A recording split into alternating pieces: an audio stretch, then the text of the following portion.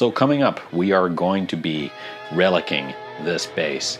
You can't see what it looks like right now because it's all pixelated. I promise you it's gonna look a lot more high definition very, very soon. So let's go for it. Hey there, we're gonna have a look at a very different kind of video. So a customer placed an order for some instrument that he wants to customize a little bit. Let's have a look at what things look like straight out of the box. A Harley Benton. It is a PB50 SB vintage style. There we are. Nice wrapped up. Oh, it comes with a cable. We're not going to be using that. All right. So this is what we have. Everything looks pretty good. No dents, no marks. The jack plate is dirty as hell. Fret ends are pretty sharp. The nut is absolutely atrocious. Other than that, no defects on the actual finish itself. The neck is straight, it's not twisted. Somewhat straight. Okay, it has a little bit of relief in it, so we're gonna have a look here what that kind of looks like. Straight edge. Quite a big relief actually in the middle of the neck. On the 7th fret, sorry, on the 9th fret there is quite a bit of a gap. But hey, let us have a listen to what this sounds like plugged in. So we're gonna be running this through the Neural DSP Parallax.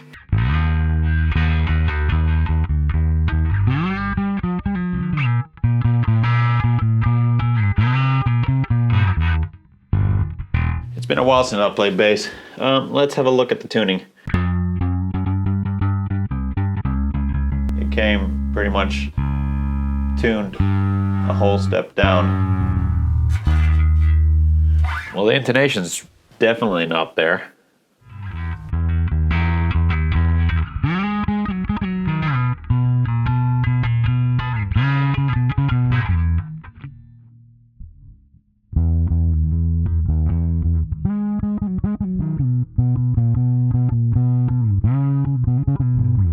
I'm gonna commit some blasphemy here and I'm gonna use a pick. But at least I'm using a rough and pick, so that's okay. Let's have a look at with some dirt.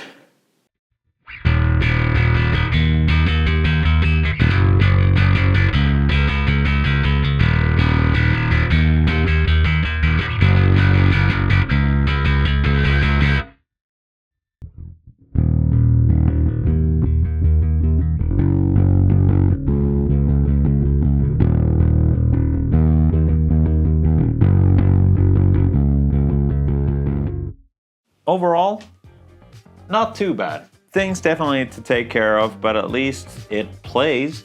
Does need to be intonated.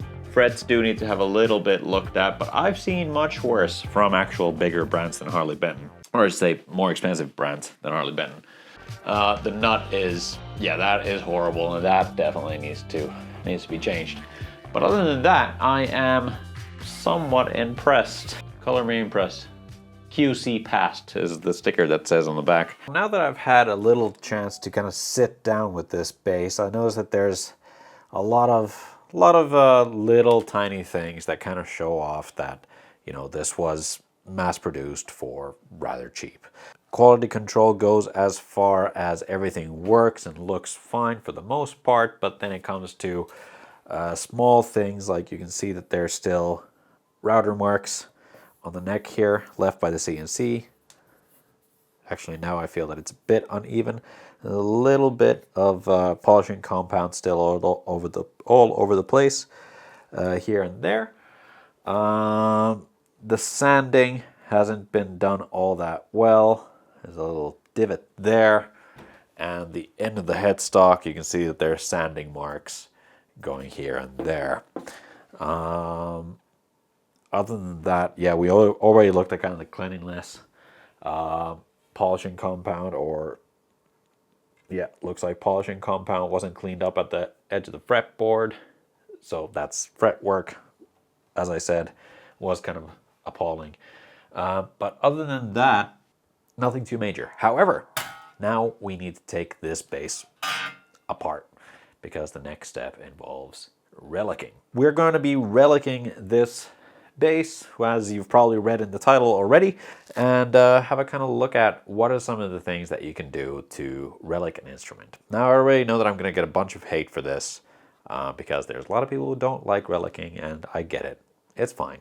A lot of people like it, a lot of people don't. It's very much a love it or hate it kind of thing. I asked the customer, what level of relicing do you want? And this is the reply I got.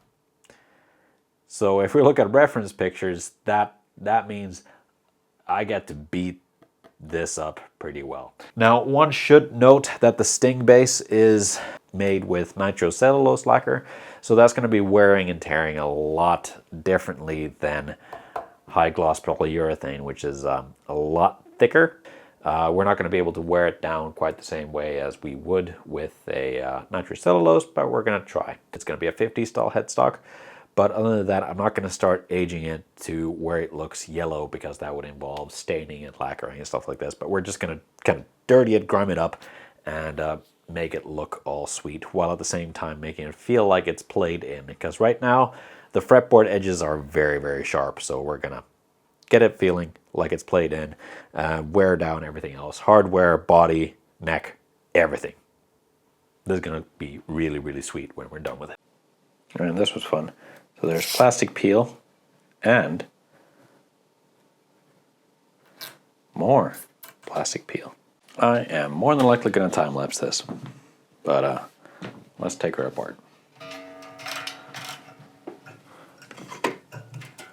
Oh, the tuners on this are very heavy feeling. First bit of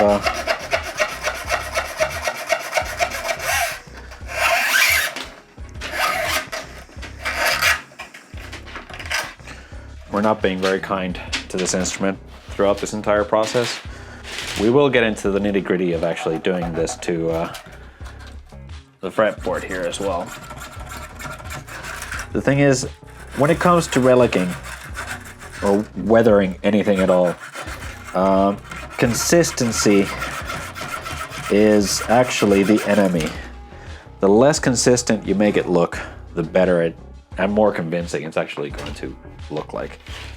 Anything too consistent will definitely be kind of a detriment. I need to take some parts off so I don't damage them when I go outside, but I'm gonna try and not disassemble too much. I will put the strings back on because that's just a little bit more realistic.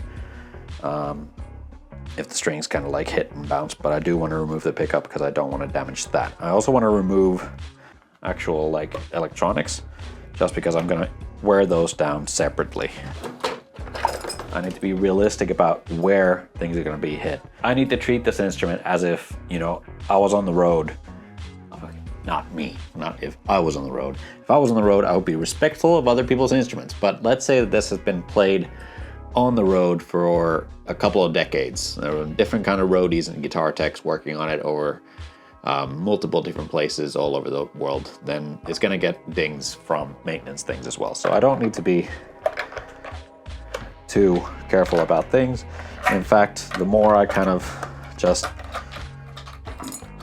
am rough with it, the better. I can kind of miss every now and then. That's not going to do too much, but these parts are going to get weathered to hell after the fact. So I don't need to worry too much about how much damage I inflict on them right now.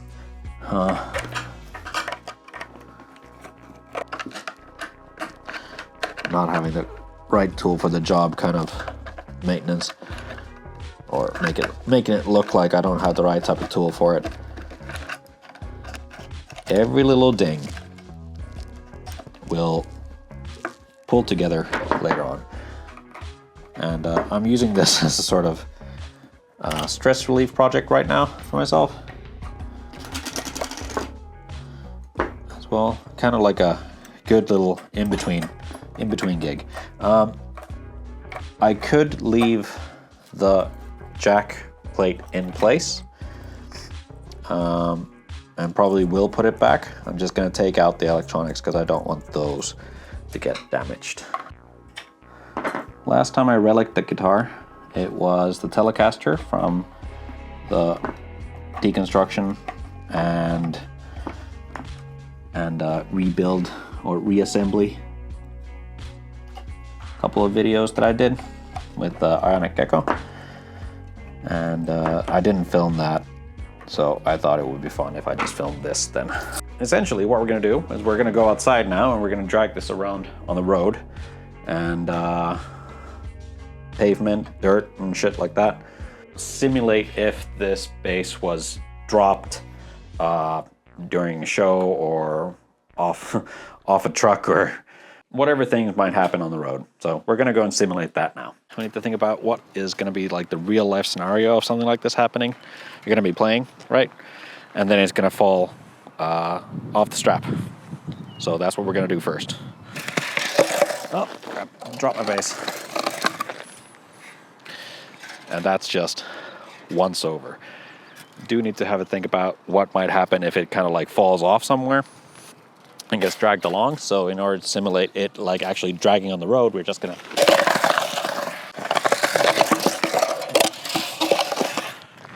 we need to keep in mind as well that this is polyurethane instead of nitrocellulose.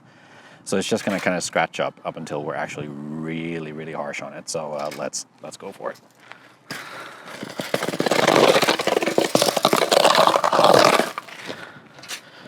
Yeah, that's a bit better. Now we already got a nice chip out of it. I don't know what this scenario would be, but let's just say that it... Nope. God damn it.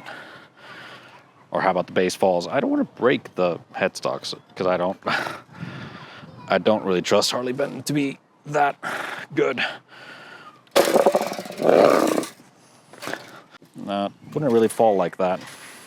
That's a nice crack, but we need to take it to the workshop to try a little bit better results. A bit overkill, but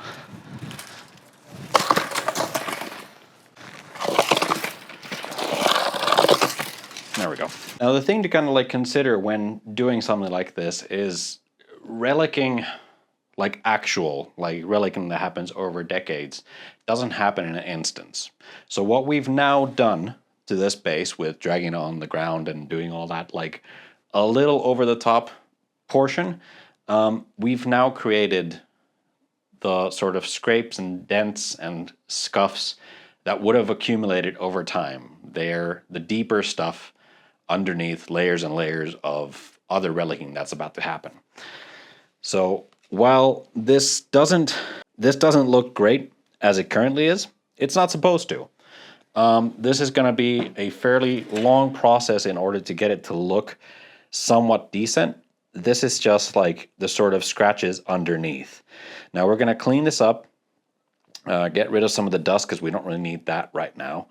And then I'm going to start removing all the parts. And at the workshop, we're going to do a little bit more to this. I'm going to actually get some belt buckle rash in there too, probably next. And then when we start doing some sanding to sand through all the clears and stuff like this, all that it's gonna kind of even out. We're gonna do some washes of acrylic paints, oil washes with oil colors to get those in. And I am gonna now disassemble the hardware, put that all into a container, and we're gonna have a look at how we're gonna age the hardware itself. All right, so now we separated all the hardware into parts that we're not gonna relic at all, which we're gonna keep safe, and then parts that we're going to relic and get some patina on. For the tuners, we need to take these apart as well to get patina on them, but we don't want to damage them so they don't work anymore. What that is going to mean is that we need to disassemble them. So I need to make sure that I remove the gear from here, remove any parts that might break, and I can't get the focus to stay. Come on. So yeah, remove the gear, remove all the parts that are kind of necessary in order for this tuner still to function.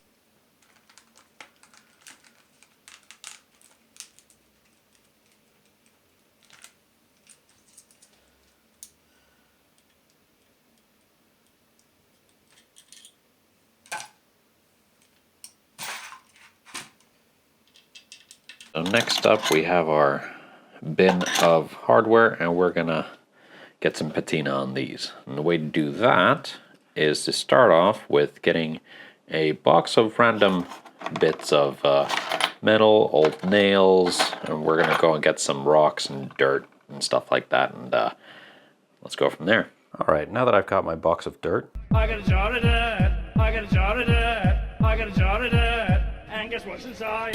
different kinds and sizes of stones, because all the impacts that these are going to give on the hardware, they're going to be random. And what you want is random damage done to the bits. Dunk all that stuff in there, close up the lid, and well,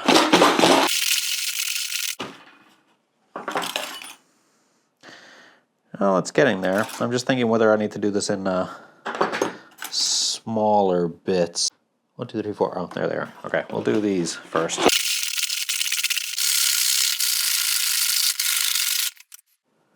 There we are, much better. I don't know how much you can see here. I'm starting to get a little bit of a wear and tear in there, but we're going to keep on going.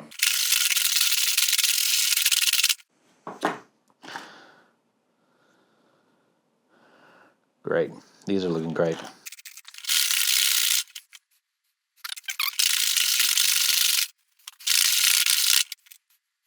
Yeah, they're getting roughed up nicely.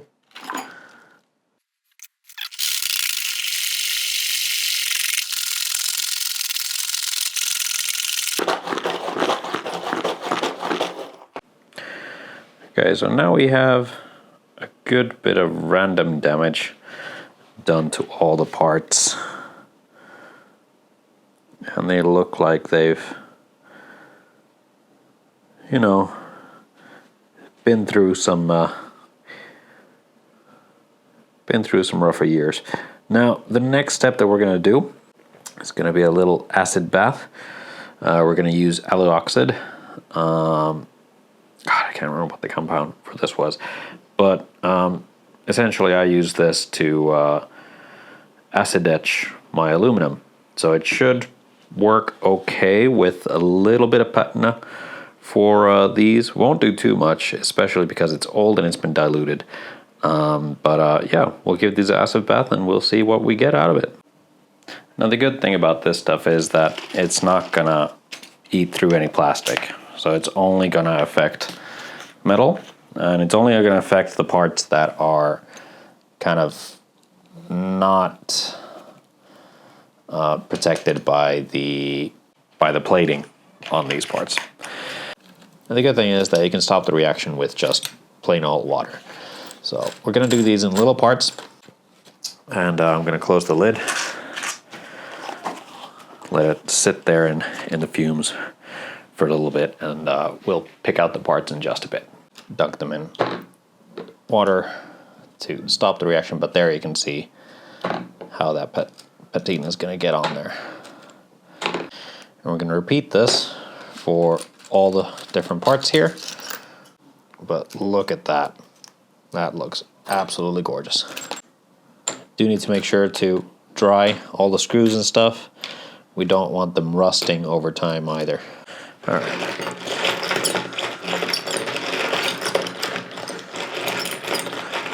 There. Now I need to dry all these parts to make sure that no water stays behind. We don't want that. Water and metal don't really mix well together. We're going to keep on going with this up until we have all the parts done.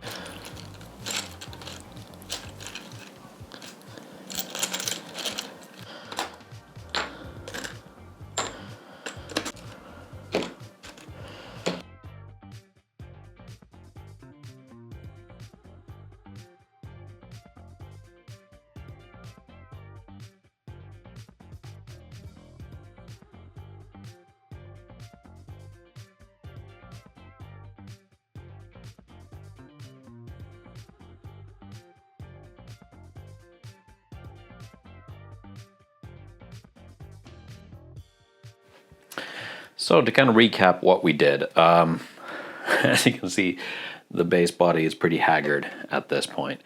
I didn't do commentary while I was at the workshop, just for the sake of the fact of everybody else using the workshop at that time. So it's not just me babbling on and on about things. However, what we did was we used a combination of different kinds of techniques to do different kinds of damage on this. I had a hammer, I had a rasp that I was kind of hitting on edges to get little bite marks here and there. I was using the rasp to kind of try and dig in. But this is some very, very, very thick polyurethane lacquer on top of here, so it was kind of a nightmare to work with. However, used 40, 60, 80 grit papers to kind of do most of the roughing up.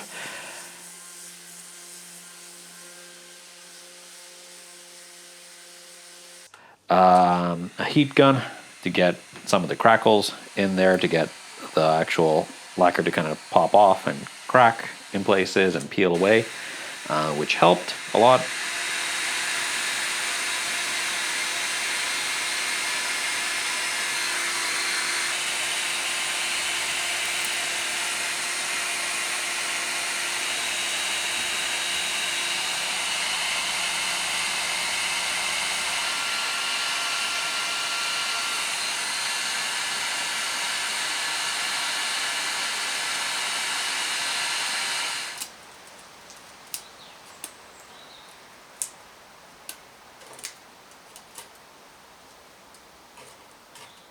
Then sanded all the way to 240, then 400, just to kind of do away with all the sanding marks. And then put on some black Osmo, like wood wax, which was black in color. Wipe that all over, everywhere, even on top of the lacquer itself, because the finish that this had, when we put in all the scratches from relicing outside, the polyurethane lacquer on top of here, it turns white when it gets a scratch on it. So this black stain varnish wax kind of goes into all of those cracks and fills them up with black. Now, black was just a sort of way to get this like very dirty look to it very quickly, but I also wanted to kind of make it look like it's aged a bit. So we did sand a lot back still, so we just had some black in very much the very, very like deep crevices, and then we used, again, Osmo, but this was a color called Cognac that we then put, again, all over. Now, the thing about using two different colors, even though at the time they're going to look kind of horrible by themselves, just applying different colors here and there and really making kind of like a mess of it, it all comes together to make the whole thing look a bit deeper and richer. So then we have these things that look like they're burn marks. Some of them are burn marks from the heat gun. I wanted to get those in there as well. That part I'm not too happy with, but it was hard to go through all the way, and I didn't want to ruin anything else around it, so I let that be. Now, there would have been a lot of parts that were very, very sharp, so I took some 2000 grit to really like sand away, kind of polish things up again, because while it is worn down, we want to make sure that it looks like it's been played still. So everything is looking fairly nice and not glossy, but it looks like there's been like just, you know, it's been played.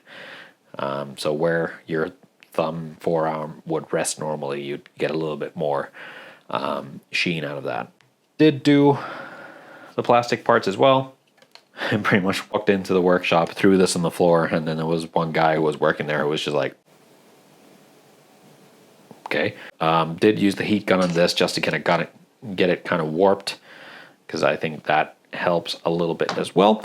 The headstock, we did get that into a nice 50s style headstock, and now what we're going to do is we've already put a little bit of the black on here and the Cognac as well, wipe that away, but it's not really doing what I want it to do. And the next thing that we're going to do is we're going to age the neck itself. I think the body is pretty much done. We're not going to do anything else to that anymore. We're just going to assemble it. So let's move on to the neck.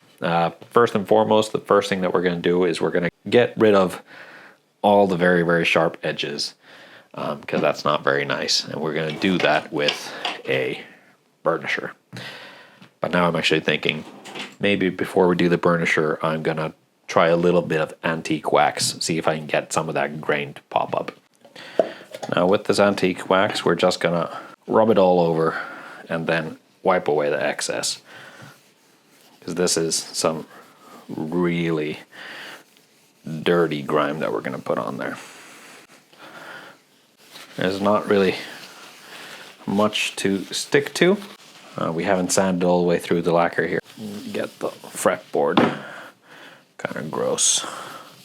So this would then emulate the dirt over time that's kind of built up, even though the fretboard has been cleaned and everything else during like setups and maintenance and stuff like that. There's just some grime that's so deeply set in there that I haven't managed to kind of wipe away. Good. We're starting to get there. Just keep on applying, taking away, applying, taking away. And then we're already kind of starting to see the grooves that we put in with the bass strings at the very start of this entire process. I'm not being very consistent with the wax, because the more consistent you are, the less natural it actually looks. You want to be random with how you do this. Now with the burnisher, we're going to take that very hard edge of the fretboard and we're just going to roll it over like this. This is to kind of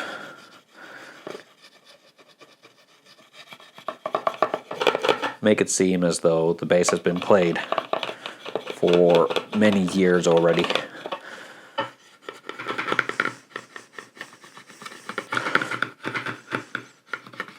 So give it that sort of played in sort of feel to the fretboard, because it is very sharp on the opposite edge there. So I'm actually applying quite a lot of pressure here just to get that corner turned over. All right, now we've turned this one over. Now we're going to turn this one over. So what we're going to do is really go in there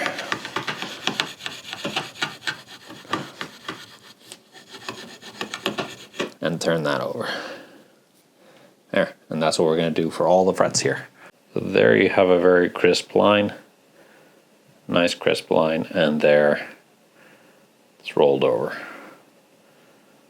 Now that we've burnished the sides of the fretboard, we're also going to do a little bit on the edges here. So the edges of the headstock are actually also fairly sharp, and also because, you know, I just cut the shape today. And I did just rough sanding. But what we need to think about here is, where is the headstock going to wear if it was, you know, from age? There's guitar tuners on this side, so they're going to be kind of protecting the headstock from getting any damage. So essentially all the damage that we're going to put onto the headstock itself is going to be on this side of the headstock. So first off, let's round over that edge there with the burnisher and give it a couple of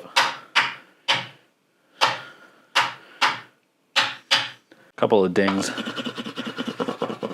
and it's already starting to come together pretty well. Really putting my back into it to get that edge in there.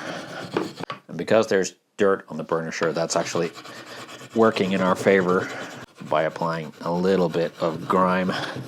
We're going to give it a little bit of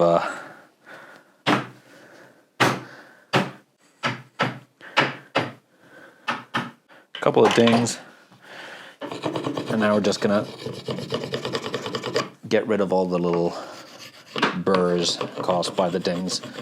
And then the final step here that we're gonna do is we're gonna do the same thing as we did with the body. We're gonna take some 2000 grit and really get the smooth finish on there. while also giving it a nice semi-gloss to the surface. I'm gonna cut another piece.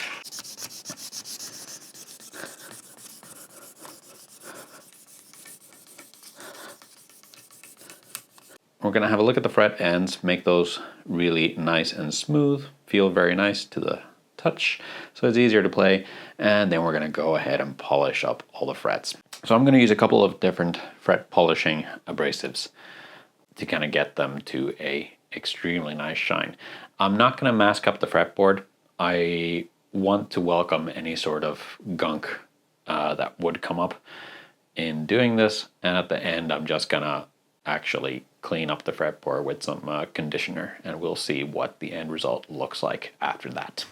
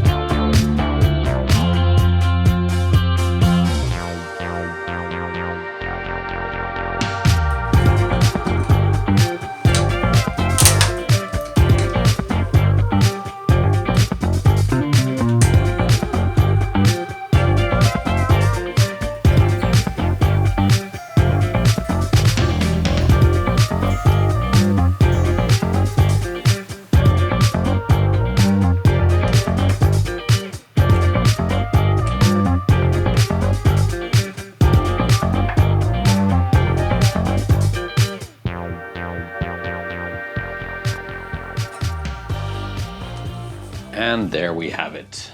A brand new Harley Benton, what was it, SB50 bass, now fully Relic'd and given new life. So I didn't change any of the parts. Everything is as it came. Well, not as it came, but everything is, all the parts and everything, they're all from the factory, but now with a little bit of distressed feel to them. And I think this turned out very well.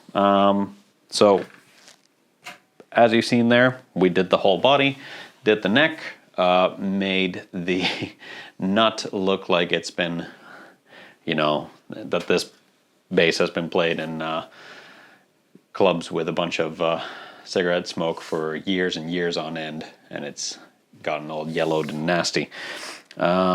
Really like how the hardware turned out. Didn't get quite as much of the patina on them as I would have liked, but I think that they do work fairly well. They don't look brand new and shiny as they were. The strap buttons especially, those turned out very well, but they're a little different material than the rest and don't have the chrome plating or the nickel plating on them. So yeah, all in all, very fun project. I will say that, by God, it is awful to do any sort of relicing on very, very thick polyurethane finish, because this was a royal nightmare.